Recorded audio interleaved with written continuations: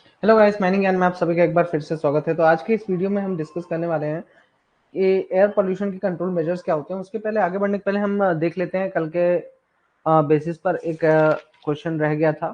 ठीक है, आपका गेट का ही क्वेश्चन है, ये रह गया था, तो इसको भी कंप्लीट करते हुए आगे बढ़ते हैं।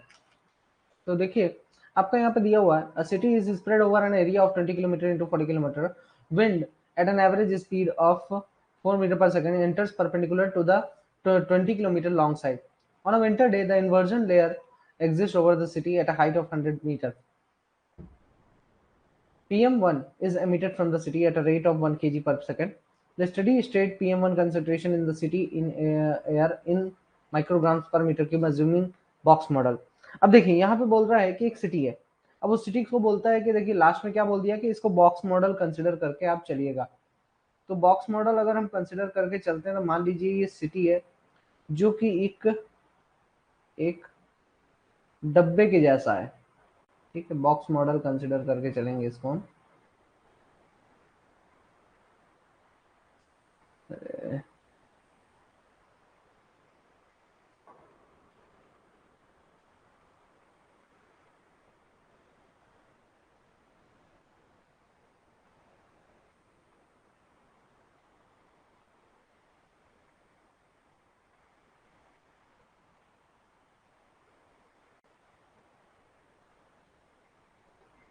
कुछ इस प्रकार से ये इसका 20 किलोमीटर वाला साइड हो गया। ठीक है, ये इसका 40 किलोमीटर वाला साइड हो गया। ये इसका हाइट हो गया कितना, 100 मीटर। ठीक, अब आपका बोलता है परपेंडिकुलर 20 किलोमीटर वाले साइड से परपेंडिकुलर क्या हो रही है, enters perpendicular to the 20 kilometre long side. ठीक है, 20 किलोमीटर वाले साइड से की तरफ से जो है तो ये आपकी एयर एंटर करती है, वो भी किस स्पीड से, 4 मीटर पर सेकंड की स्पीड से एयर जो है तो एंटर करती है। ठीक है,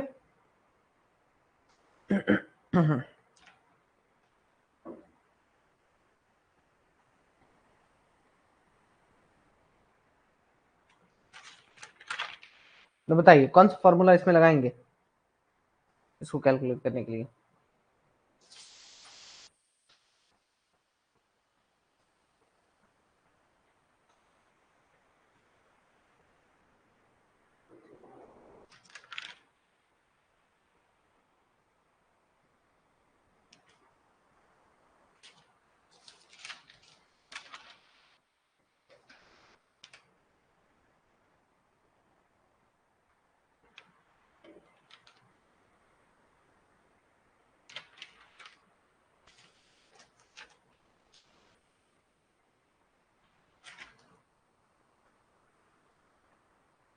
इसमें आपका यू दिया हुआ है बेसिकली कितना, 4 मीटर पर सेकंड, एंड आपका क्यू दिया हुआ है 1 kg पर सेकंड। ये देखिए यहाँ पर इस रेट से आपका ये फ्लो रेट है किसका, बेसिकली PM1 पार्टिकल्स का, जिस रेट से ये एंटर कर रही। और यू क्या हो गया, एवरेज विंड स्पीड जो हो गई वो आपका यू हो गया यहाँ पे। ठीक, अब आपका जो पॉल्यूटेंट है वो बॉक्स में डिस्पर्स हो रहा है। ठीक है, पॉल्यूटेंट किस में डिस्पर्स हो रहा है, बॉक्स में डिस्पर्स हो रहा है। अब देखिए मुझे आंसर किस में निकालना है, मुझे माइक्रोग्राम्स पर मीटर क्यूब में आंसर निकालना है।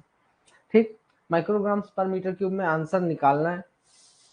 तो सबसे पहले तो मैं बॉक्स का क्या पता कर लूं, वॉल्यूम पता कर लूं।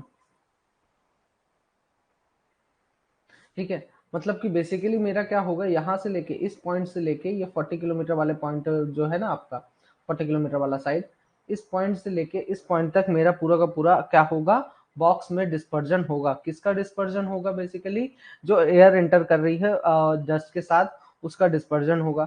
तो मुझे यहाँ पे क्या करना पड़ेगा, सीधे के सीधे मुझे वॉल्यूम निकालना रहेगा कि आखिर मेरे बॉक्स का वॉल्यूम क्या है और उस वॉल्यूम में आखिर कितना डस्ट है। ठीक है, बॉक्स का वॉल्यूम निकाल लीजिए और उसमें कितना डस्ट का कंसंट्रेशन है, ये आपको डायरेक्टली यहाँ पर बेसिक सा कैलकुलेशन करके कैलकुलेट करना है। ठीक है, देखिए अब आपका 40 किलोमीटर की रेंज में कितना डस्ट है, तो 40 इंटू 1000, 1 kg है आपका टोटल क्वांटिटी, जो डस्ट का फ्लो रेट है कितना है, 1 kg है, डिवाइडेड बाय 4। तो डस्ट की क्वांटिटी यहाँ से मुझे मिल जाएगी, कितनी मिल जाएगी, 10⁴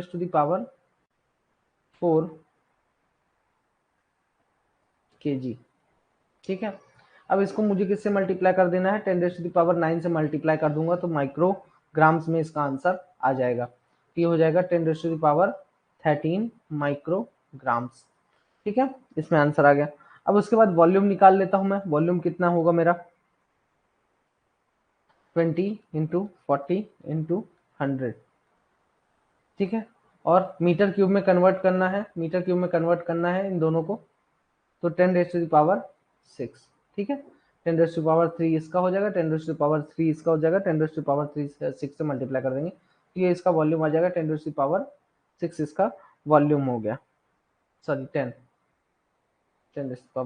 इसका वॉल्यूम हो गया। अब मुझे कंसंट्रेशन निकालना है, तो कंसंट्रेशन निकालने के लिए जितना भी मेरा डस्ट मौजूद है 10⁻13 divided by 8 × 10⁻10 micrograms metre cube per metre cube, तो इसका आंसर आ जाता है 125 माइक्रोग्राम पर मीटर क्यूब। देखिए यहाँ पे बेसिकली आपको कोई भी पर्टिकुलर फॉर्मूला जैसा यूज करने की जरूरत नहीं पड़ेगी। यहाँ पे आपका क्या बोल रहा है, सीधे सीधे बोलता है कि भाई ये बताओ, ये जो सिटी है अगर मैं इसको एक बॉक्स कंसिडर कर लूं, इस सिटी को अगर मैं एक बॉक्स कंसिडर करके चलूं, तो ये बताओ इस सिटी में डस्ट का कंसंट्रेशन कितना होगा। ठीक है, इसको अगर मैं एक डब्बा कंसिडर कर लूं, एक बॉक्स कंसिडर कर लूं, तो ये बताओ कि इसमें आखिर डस्ट का कंसंट्रेशन कितना होगा। ठीक है, सिंपल सी बात, इतना बस पूछ रहा है। अब डस्ट का कंसंट्रेशन कितना होगा, इसके लिए आपको अलग से क्या करना है, हाँ 40 किलोमीटर दिया है ना,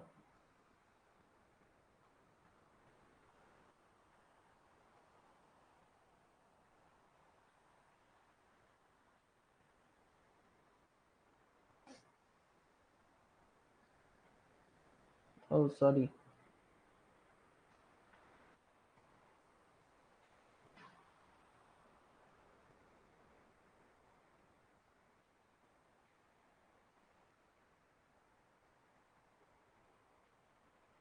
यहाँ पे 4 मीटर है।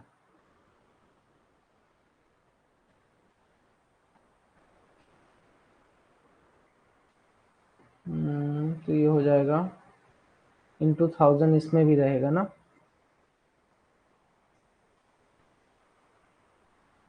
मीटर में।10⁻3, ये इस प्रकार से हो जाएगा। तो यहाँ पे आ जाएगा 10⁻3 और इसका 3 हो जाएगा कितना टोटल, यहाँ पे हो जाएगा 4 5 4 4 8, 4 तो पहले से 3 7 हो जाएगा, यहाँ पे हो जाएगा 7। क्या नाम था, क्या नाम था, अभिनव, अभिनव। 125 फिर कैसे आएगा जी, 7 7 और 9 कितना हो जाएगा आपका 16, 10⁻16 हो जाएगा माइक्रोग्राम पर मीटर क्यूब। ठीक है, ये तो सही है ये वाला, है ना, यहाँ पे 16 कर दो,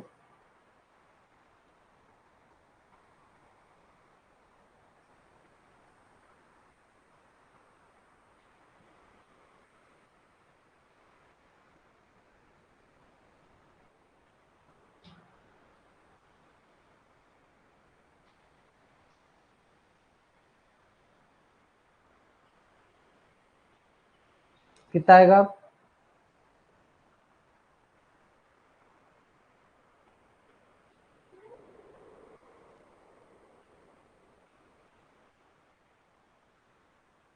बताइए जल्दी से।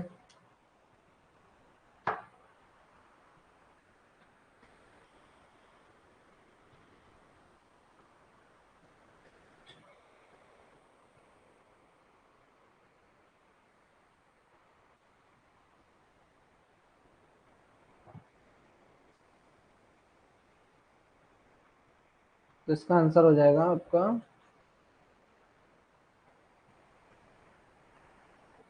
125 गुणे 10⁻³ माइक्रोग्राम पर मीटर क्यूब। ठीक है,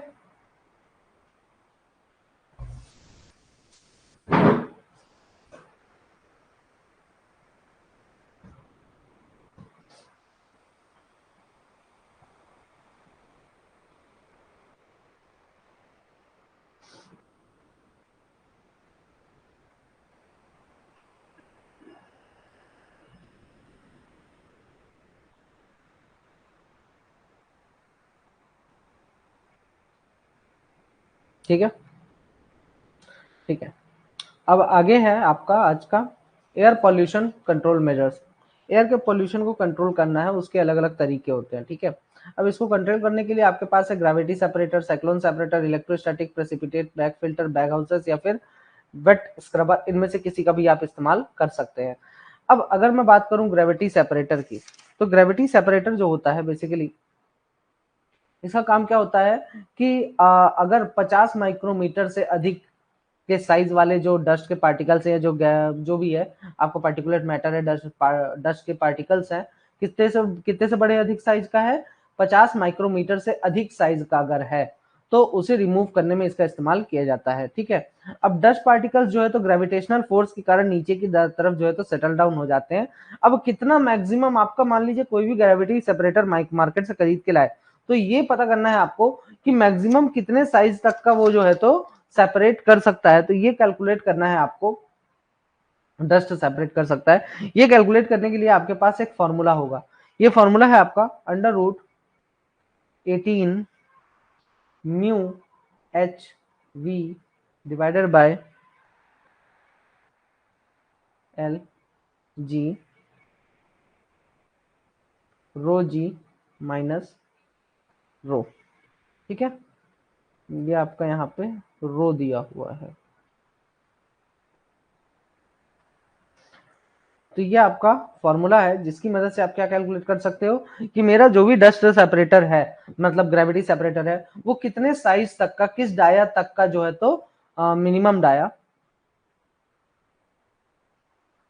मिनिमम डाया जो है तो किस डाया तक का ये सेपरेट कर सकता है डस्ट पार्टिकल्स।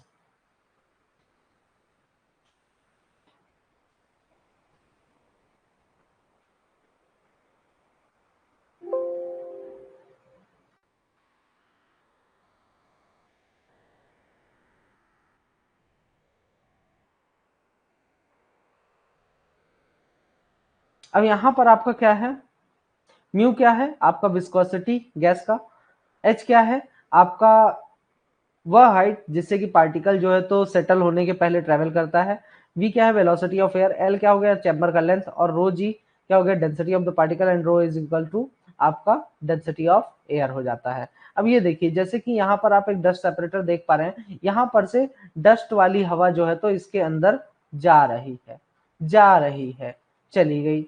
ठीक है, अब यहां से हवा होते हुए गुजरेगी जब, तो चूंकि एयर की डेंसिटी ज्यादा होगी, एयर के पार्टिकल्स उसमें, डस्ट पार्टिकल्स उसमें है, तो अब धीरे से एयर नीचे की तरफ जाएगी, और जिस एयर में आपका डस्ट के पार्टिकल्स कम है वो आपका ऊपर से ही निकल जाएगा। ठीक है, ऊपर से ही निकल जाएगा। अब इसमें आपका जो डस्ट रहता है वो ग्रेविटी के कारण क्या होगा, नीचे की तरफ धीरे धीरे इकट्ठा होना स्टार्ट हो जाता है। ठीक है, और यहाँ पे पूरे जो हैवी डस्ट के पार्टिकल्स है वो यहीं पर आपका सेटल डाउन हो जाते हैं। लेकिन क्या इससे पूरी तरह से डस्ट के पार्टिकल्स को रिमूव किया जा सकता है? नहीं, बिल्कुल नहीं भाई। जरूरी थोड़ी है कि पूरी तरह से आपका डस्ट जो है तो सेटल डाउन होगा, कुछ डस्ट उड़ता रहेगा, छोटे छोटे पार्टिकल्स तो निकल जाएंगे। तो ये जो छोटे छोटे पार्टिकल्स हैं ये एक फिल्टर से होते हुए यहाँ पर गुजरते हैं, जहां पर इनको पूरी तरह से सेपरेट कर लिया जाता है। अब बात करते हैं आपका कि लेंथ कौन सी कंसिडर करेंगे, हमारा जो चैम्बर है उसकी लेंथ क्या कंसिडर करेंगे डस्ट ग्रेविटी सेपरेटर का, तो ये आपकी इसकी लेंथ हो जाती है। और जिस हाइट से डस्ट आपका गिर रहा है, ठीक है, सेटल होने के पहले, ये उसकी हाइट हो जाती है कि डस्ट को जो है तो इतनी हाइट जो है तो कवर करनी पड़ेगी। ठीक है, तो इसकी मदद से आप जो है तो डस्ट सेपरेटर का पूरा ग्रेविटी सेपरेटर का मिनिमम पार्टिकल साइज कैलकुलेट कर सकते हैं। इसी तरीके से मार्केट में एक और चीज आती है साइक्लोन सेपरेटर। साइक्लोन सेपरेटर क्या करता है, 10 से लेके 15 माइक्रोमीटर तक के डस्ट के पार्टिकल्स को रिमूव करने का काम करता है। जो मिनिमम पार्टिकल साइज है इसके द्वारा रिमूव किए जाने वाला, वो आपका एक फॉर्मूले की मदद से दिया गया है कि D is equal to under root 9 mu B divided by pi N T V rho G minus rho, इस फॉर्मूले से दिया हुआ है। अब यहाँ पे म्यू क्या हो गया, विस्कोसिटी ऑफ गैस, बी क्या हो गया, width of the cyclone duct, ठीक है, एनटी क्या हो गया, number of turns made by the gas stream in the cyclone, मतलब कि साइक्लोन वाले जो आपका साइक्लोन सेपरेटर है उसके अंदर जो है तो कितनी बार आपका गैस जो है तो या फिर हवा आपका घूम रहा है, ठीक है। वी क्या हो गया, velocity of gas, rho G क्या हो गया, density of particle, and rho is the density of gas. तो इतनी बातें आपको ध्यान में रखनी है यहाँ पे। इसकी मदद से आप क्या कर सकते हैं, पार्टिकल साइज इसमें भी कैलकुलेट कर सकते हैं, किस पार्टिकल का किस साइज तक के पार्टिकल्स को यह सेपरेट कर सकता है।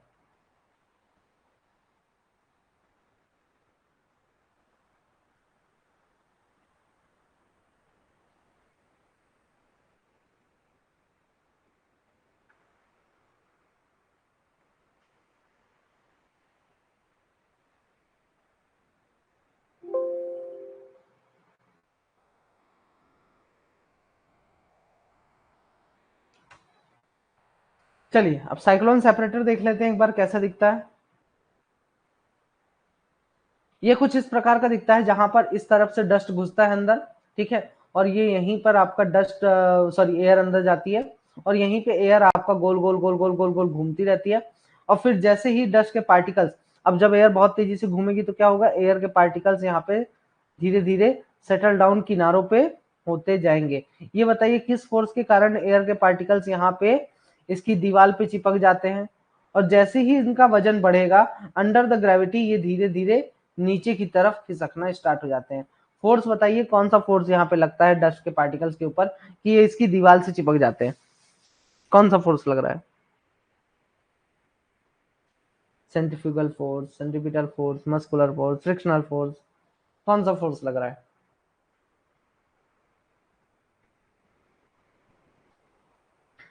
ठीक है, बिल्कुल। तो यहाँ पे कौन सा फोर्स लगता है, सेंट्रीफ्यूगल फोर्स लगता है, सेंट्रीफ्यूगल फोर्स लगता है। चलिए अब इतना देख रहे हैं तो सुंदर सा एक बढ़िया सा वो भी देख लेते हैं, फोटो देख लेते हैं। ये देखिए कितना शानदार है, ये किस प्रकार से डस्ट के पार्टिकल्स जो है तो अंदर आ रहे हैं, गोल गोल ये घूम रहा है, ठीक है। अब कितने टर्न्स लगाता है इसके अंदर आने के पहले, वो भी हमें यहाँ पर काउंट करना पड़ता है। ये कुछ इस प्रकार से आपका काम करता है।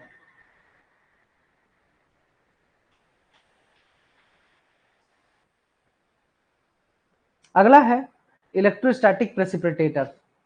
इलेक्ट्रोस्टैटिक प्रेसिपिटेटर ये किस प्रिंसिपल पर काम करता है, देखिए सिंपल सी बात है। आप बालों में अपने कंघी को रगड़ो, और बचपन में खेलते थे ना जादू दिखाने के, उसमें बालों में स्केल को रगड़ा बिना तेल वाला बाल, और फिर उसके बाद उसके सामने जो है तो छोटी छोटी पर्चियां डाल देते थे, कागज के टुकड़े डाल देते थे।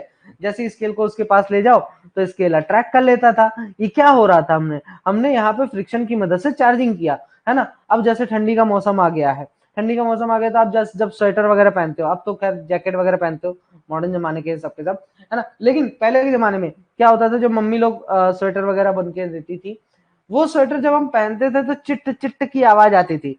वो किस कारण से होता था, फ्रिक्शन के कारण होता था, ठीक है। तो ये जो चार्ज कलेक्ट हो जा रहा है किसी भी चीज के ऊपर फ्रिक्शन के कारण, इसी का फायदा यहाँ पर भी इलेक्ट्रोस्टैटिक प्रेसिपिटेटर में इस्तेमाल किया गया, इसी का फायदा उठाया गया। इसमें क्या किया गया कि डस्ट के पार्टिकल्स को नेगेटिवली चार्ज कर दिया, फिर दूसरे साइड में हमने क्या लगा दिया, पॉजिटिवली चार्ज प्लेट्स लगा दी। तो जैसे ही ये नेगेटिवली चार्ज हुए डस्ट के पार्टिकल्स, ये जाके पॉजिटिवली चार्ज प्लेट से चिपक जाते हैं। तो ये जो है तो 0.1 से लेके 1 माइक्रोमीटर तक के साइज के डस्ट के पार्टिकल्स को आराम से इसने रिमूव कर लिया। तो इसका फॉर्मूला आपका दिया हुआ है एफिशिएंसी का, मतलब कि इसकी एफिशिएंसी क्षमता कितनी है, कितने अच्छे से जो है तो ये कितना परसेंटेज डस्ट क्लियर कर सकता है, किसी भी डस्ट इलेक्ट्रोस्टैटिक प्रेसिपिटेटर का कैलकुलेट करना, तो ये फॉर्मूला आप यूज कर सकते हैं।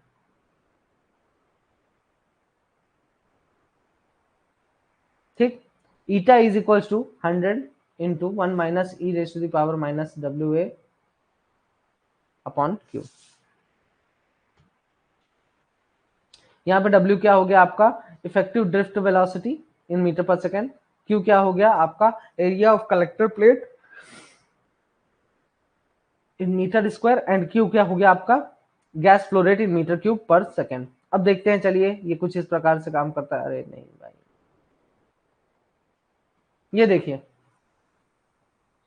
इलेक्ट्रोस्टैटिक सेपरेटर प्रेसिपिटेटर बेसिकली कर क्या रहा है, ये डस्ट के पार्टिकल्स को चार्ज किया, और चार्ज करने के बाद जब डस्ट के पार्टिकल्स जाके वहां पर पॉजिटिव इलेक्ट्रोड्स वगैरह जो भी लगे हुए हैं उस पर जाके चिपक जाता है। हालांकि इसमें दोनों टाइप के इलेक्ट्रोड्स हैं, पॉजिटिव एंड नेगेटिव, तो इसमें दोनों टाइप से चार्जिंग किया जा रहा है। बाकी ऐसे दोनों टाइप से वाला अपन नहीं पढ़ रहे हैं, अपन किसका सिंगल टाइप का कि डस्ट को नेगेटिवली चार्ज कर दो और बाकी पॉजिटिवली चार्ज प्लेट्स लगा दो, वो उसको अपने आप अट्रैक्ट कर लेंगे अपनी तरफ। ठीक है, चलिए इसका एक और अच्छा सा वीडियो दिखाता हूँ मैं आपको।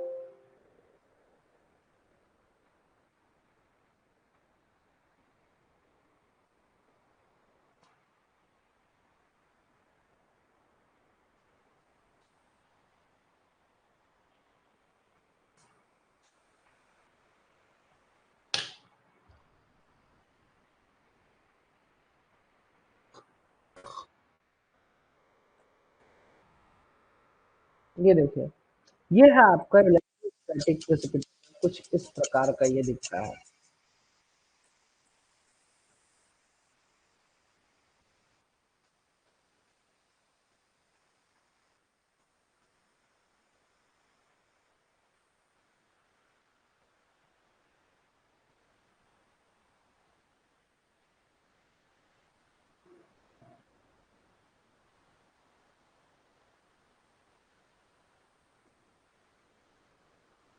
इसमें नीचे हॉपर लगे होते हैं जहाँ से डस्ट निकाला जाता है।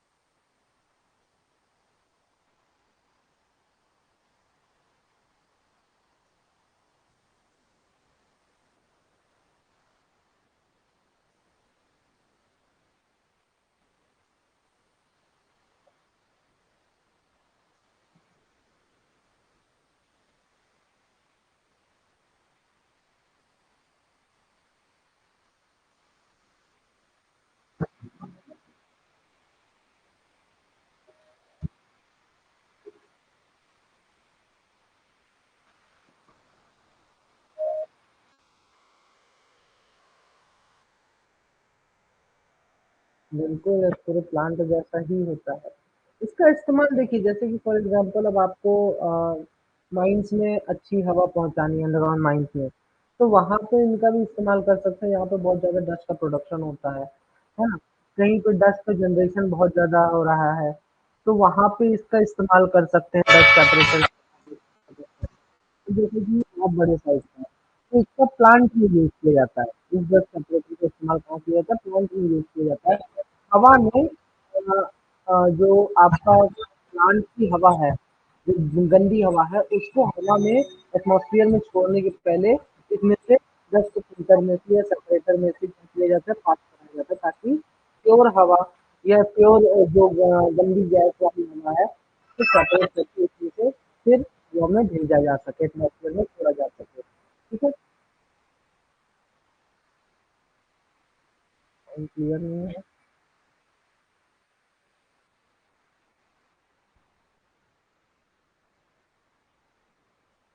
अभी, सही है।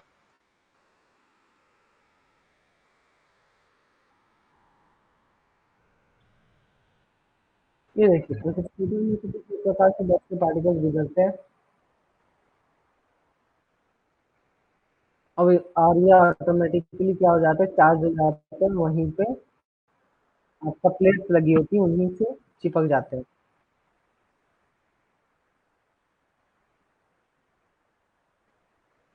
फाइनली इनको नीचे से फिर अलग कर लिया जाता है। जब ये एक जगह सेटल डाउन हो जाते हैं तो इनको नीचे से सेपरेट कर लिया जाता है, अलग से निकाल लिया जाता है।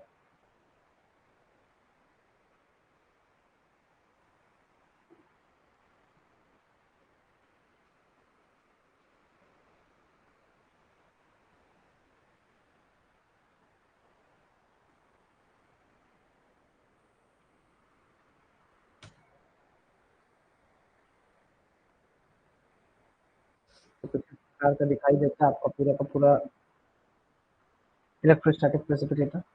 इसके बाद आता है बैक फिल्टर या फिर बैग हाउस।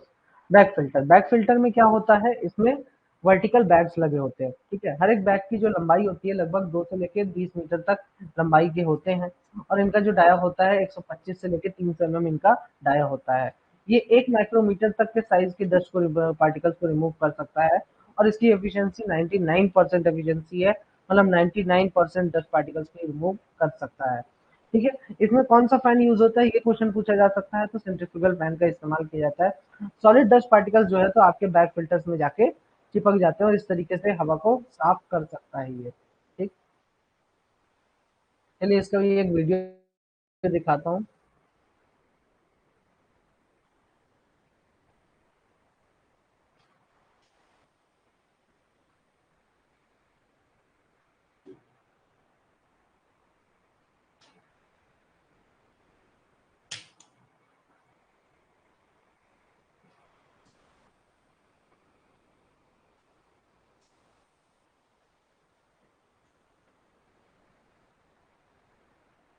एडवर्टाइजमेंट है क्या?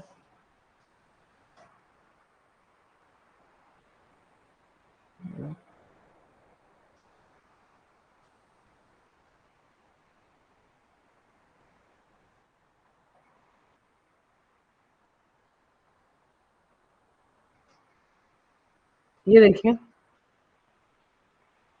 जैसा कि आप यहाँ पे देख पा रहे हैं कि यहाँ पे हवा जो है तो इस एंड से इसके अंदर आती है, और ये ढेर सारे फिल्टर्स लगे हुए हैं, बैग फिल्टर, ये बैग हाउसेस लगे हुए हैं। क्या होगा कि जब हवा इनकी कांटेक्ट में आती है तो उसके कारण क्या होगा कि यहाँ पे जितना भी डस्ट है वो पूरा का पूरा ये रोक लेते हैं एक प्रकार से, है ना। जैसे कि फॉर एग्जांपल आपका घरों में क्या कर दें, अपन अपन एक ऐसा पर्दा लगा दें कि अगर उसके आर पार हवा जाएगी तो डस्ट के पार्टिकल्स आर पार नहीं जा पाएंगे, हवा बस आर पार जा सकती है। तो यहाँ पे भी वही होता है कि जो फिल्टर बैग्स हैं इनके आर पार हवा तो निकल जाती है, लेकिन आपके डस्ट के पार्टिकल्स यहीं चिपक के रह जाते हैं, और ये धीरे धीरे जब हैवी हो जाते हैं तो ये नीचे की तरफ इसके सॉलिड्स जो है तो इकट्ठा होकर नीचे गिर जाते हैं, और यहाँ से हम इनको रिमूव कर लेते हैं। अब हवा जब यहाँ से गुजर के बाहर निकलती है तो एक साफ सुथरी क्लीन एयर हमें देखने को मिलता है।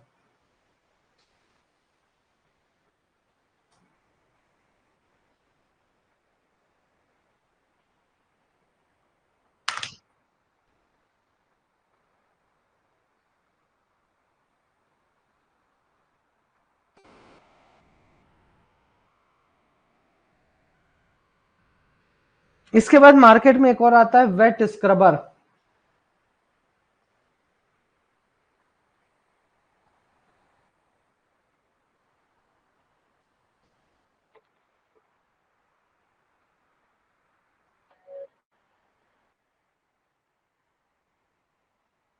ये इस प्रकार का होता है वेट स्क्रबर। वेट स्क्रबर में क्या होता है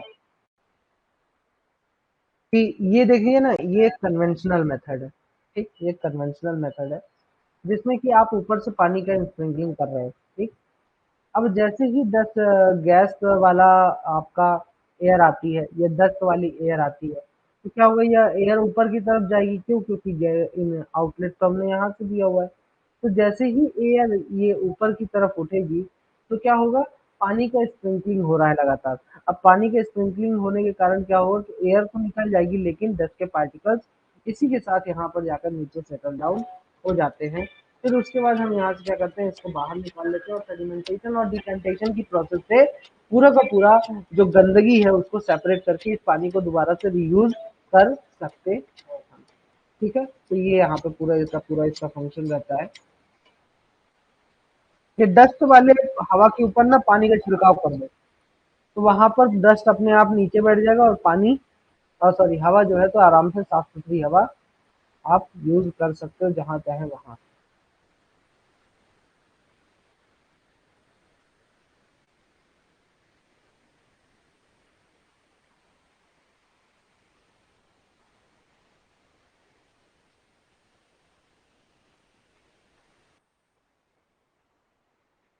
ये देखिए एसीओ कंपनी के द्वारा बनाया गया एक वेट स्क्रबर।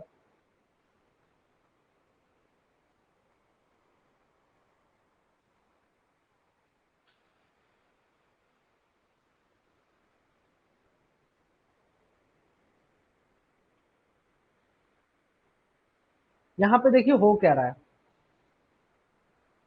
डर्टी गैस एक एंड से घुस रही है, फिर इसमें हमने अरेंजमेंट अंदर इस प्रकार से किए, चैम्बर्स इस प्रकार से बनाए कि नीचे पानी भरा हुआ है, तो हवा की मजबूरी है कि उस पानी से होते हुए ही गुजरेगी। अब जैसे ही हवा पानी से होते हुए गुजरेगी तो क्या होगा कि साफ सुथरी हवा, डस्ट के पार्टिकल्स वही रह जाएंगे और साफ सुथरी हवा आराम से बाहर की तरफ निकल जाती है। तो ये एक नया डिजाइन बनाया गया इनके द्वारा।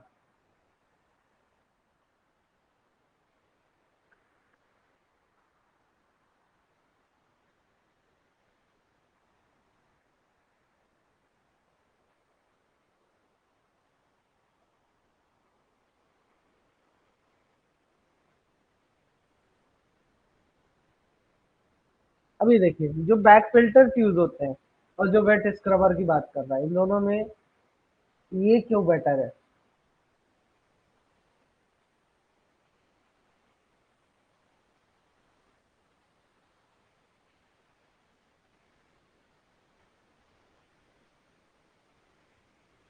हम्म,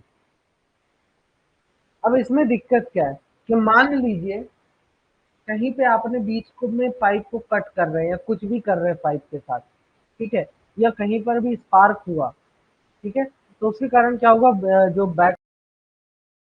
To watch the complete video, download the Mining Gyan app from the Play Store. Enjoy a seamless learning experience without interruptions and subscribe to our YouTube channel.